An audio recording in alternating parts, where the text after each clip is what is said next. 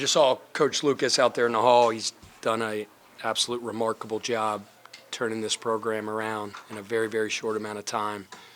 And they're playing their best basketball at the right time of year. They've really, really been cooking. We were fortunate to get a win today. I'm proud of our guys. Showed a lot of resiliency, especially after Miami took the lead late. And the guys didn't blink, and they just kept battling at them. It's nice to get a win going into the conference tournament play. I'm proud of our guys. They've done a really good job this year. They stay connected, unified. There's a lot of belief in that locker room, and I'm excited about what's to come. Questions? Yeah, Pat, you all haven't really played a game like that all year, one that's really close and with too many changes down the stretch. Just think that you kind of learned anything about your guys, that you maybe didn't see at other points in the season? Yeah, I mean, that's looking back, I don't know how many close ones like that. It might have been none, but we work on that stuff every day, or all the time.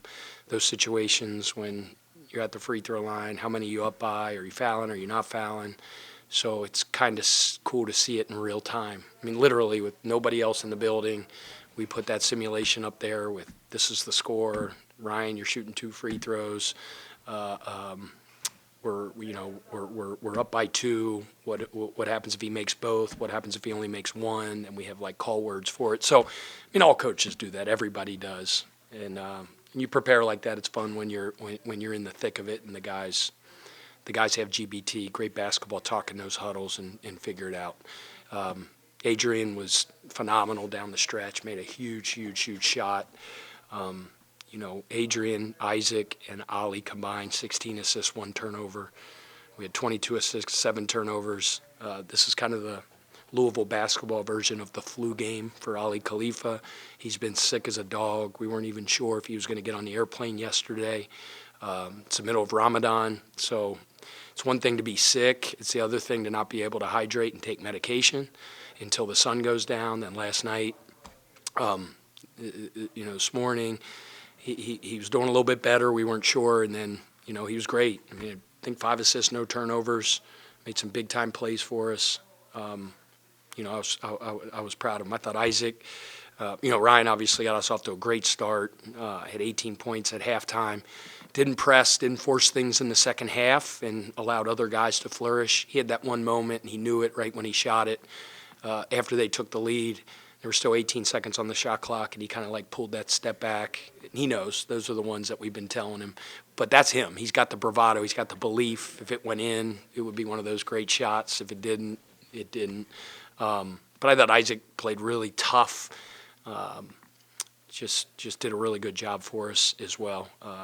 Woolley, 15, 6, and 0. 15 points, 6 assists, and 0 turnovers. Was really kind of the go-to guy for us down the stretch. He's a terrific one-on-one player, just putting him in space. They did a good job on that last play when we tried to confuse the switch a little bit. They guarded him well, and then he just found a little space on that step back and made a big shot.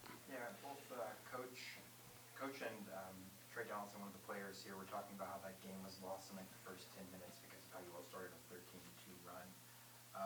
Just what you need to say about,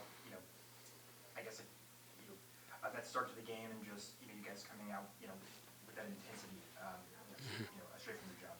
Yeah, and then, you come to every single game. You know this too. We've had some times where we come out of halftime and we don't, it's happened to us. And we talk about it. We talked about it before we left the locker room.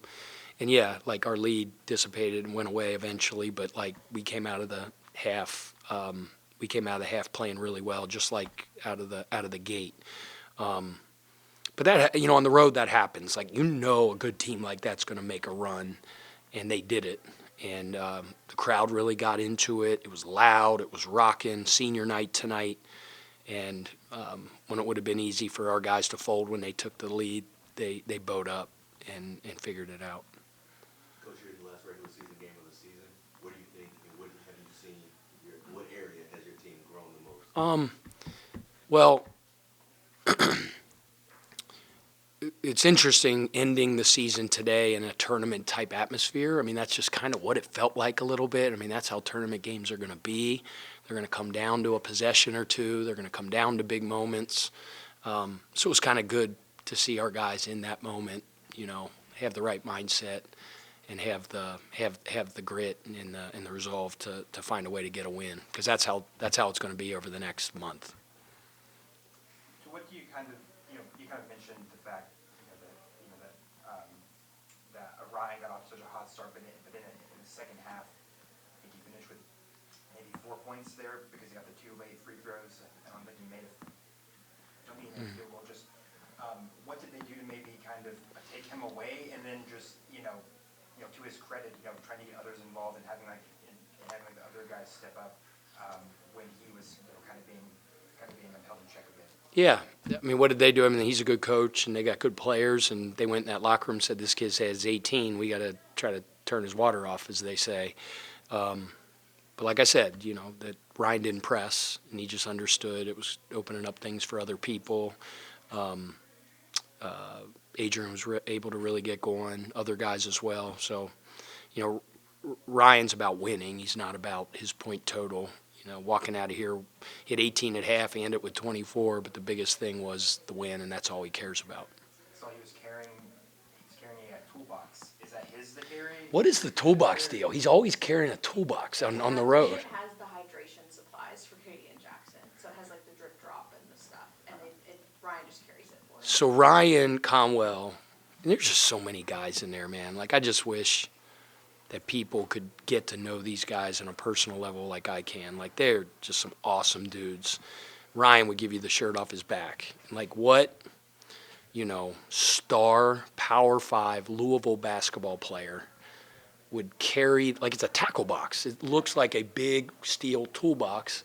That's what I thought it was. It was Katie Kresnick, Kate the Great, who's our trainer, Kate the Great.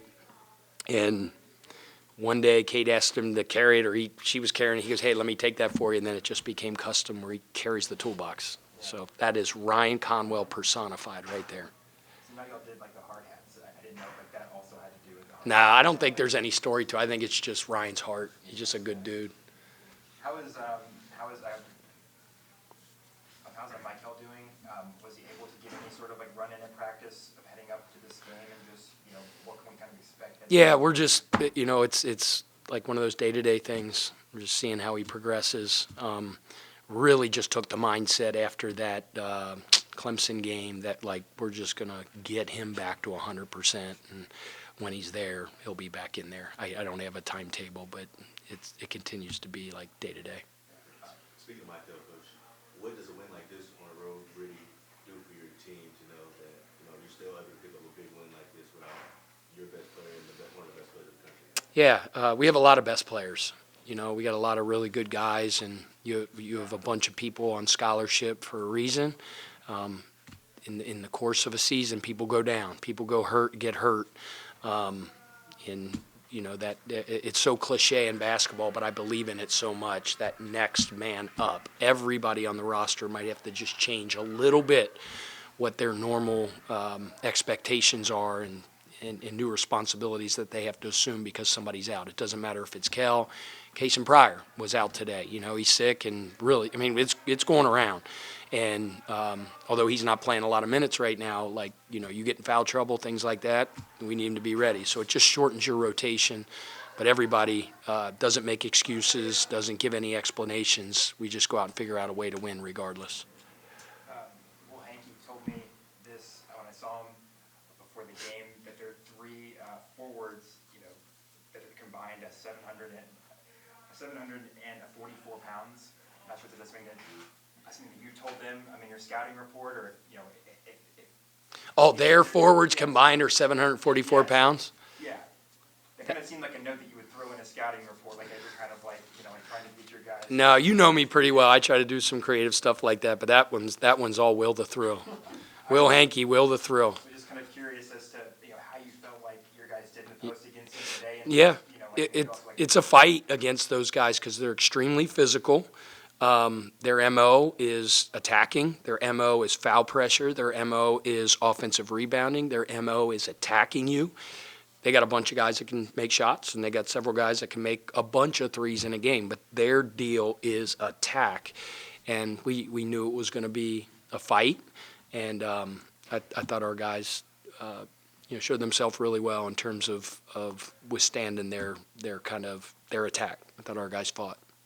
Do you feel like that was kind of like a shift in the game plan, kind of like starting off the second half because you had started so hot from three? It felt like you weren't getting the same sort of like attempts, early in the second half.